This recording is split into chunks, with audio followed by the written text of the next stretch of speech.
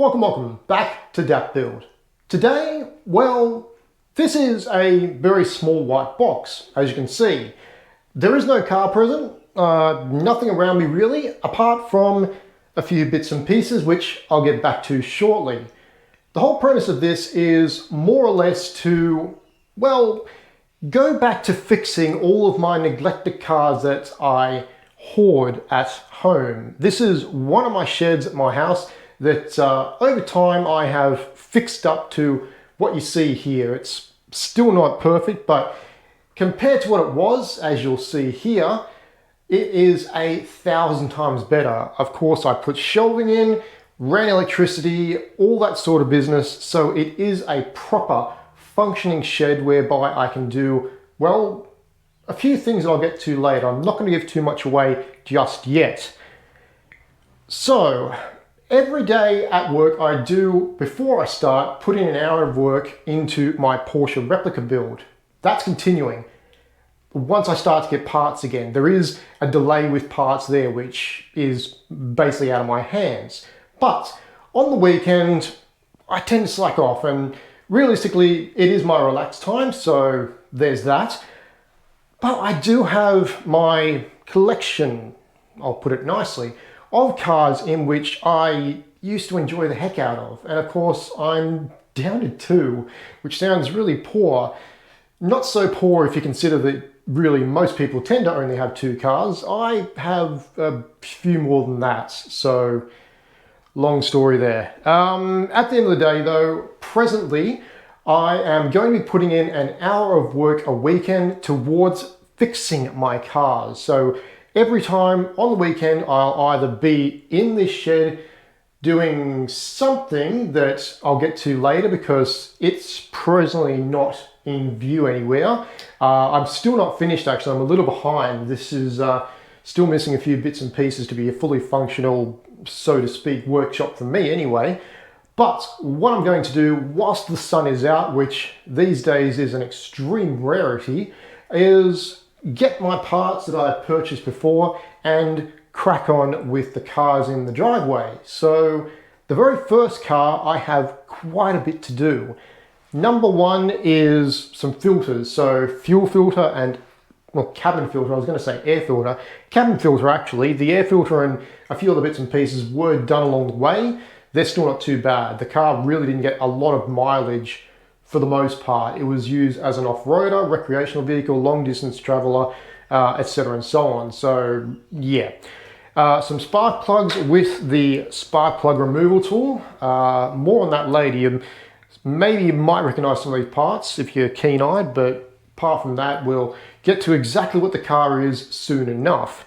After that, we have the valve cover gaskets and some 3-bond, couple of screws. More on that later. A power steering pump. Are some of you catching on now? I don't think you are yet. It's probably not obvious enough just yet. Some steering components, pretty much the entire front end. So the ball joints, ball joint removal tool. Again, need another tool for that one. The tie rods, all that sort of thing, some new boots. So that'll be pretty much the entire front section nearly stripped down there. And to finish off with, I have a coolant reservoir tank and some adapters. Why the adapters?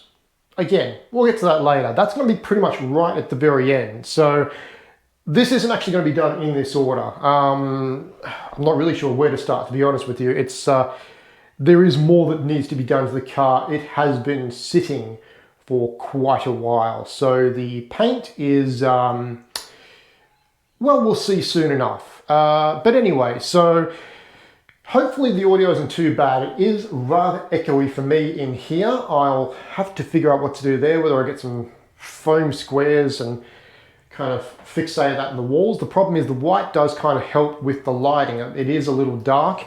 I thought it was bright enough. It's certainly bright enough for me, but on camera, still a bit dull. I may simply just need to change the camera.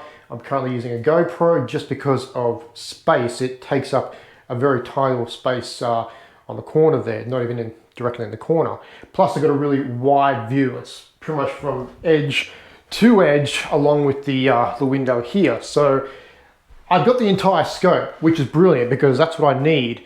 There will of course be another fixed camera within this shed. More on that later. Again, I was hoping to be a bit further along, but time kind of got away from me. The Porsche build was still meant to be progressing, so I was going to actually have this in reserve and then release this as its own series.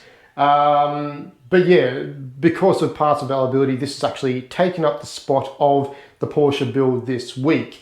It will have its own slot later, and then I think maybe I'm going to do another one, but again, more on that in the future because I'm not set up yet for that. So yeah, moving on with what we actually have here. There are more parts underneath. I'm sure you can probably see those. Again, I haven't really set this place up properly. It was, after finished, used again as storage. Yeah, just the way I don't function properly. But anyway, moving on. So we have some parts.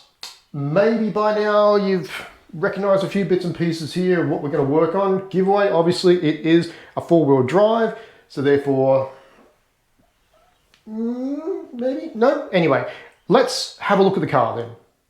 So this is it. My Mercedes-Benz ML430 W163 chassis.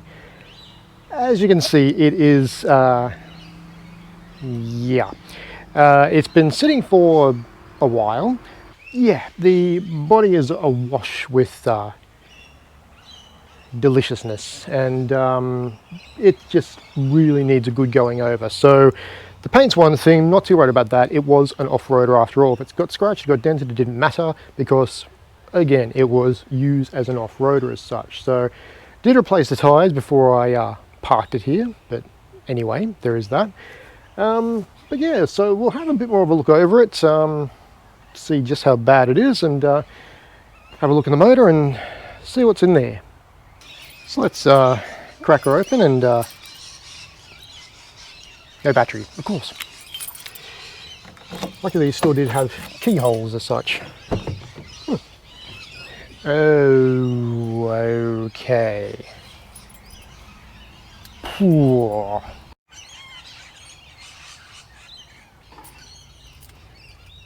How long did I park this for again? Ooh. Oh, gee.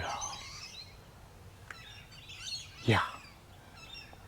So I might just leave this door open for a while and let it air itself out. Holy. Ooh, okay. This is why you don't leave cars parked up for a long time, especially in this sort of climate.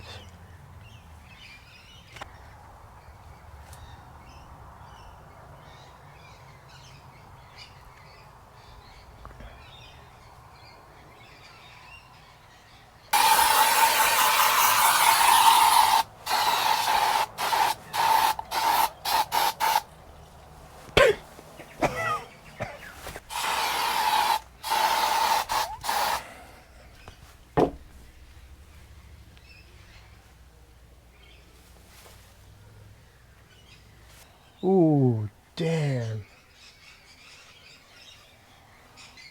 Everything that was touched essentially with an oily substance has more or less, yeah, attracted mold.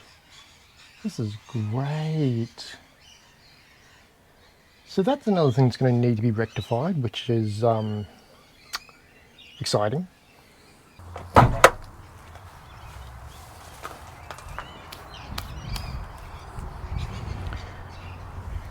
Ugh, I can't remember how to open this car.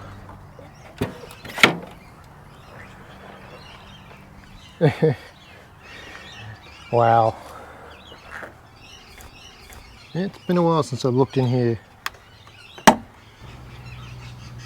Yummy. I have no one to blame but myself.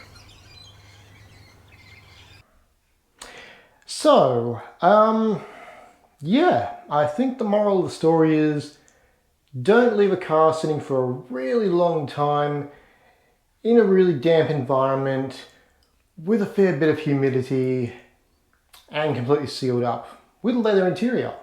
It just doesn't bode well. So, with that being said, that is more or less the current at-home project. So this is more or less going to be a continuation, fixing this thing up on the side. So there still will be the Porsche build. Once parts start to come back in, that will progress back on the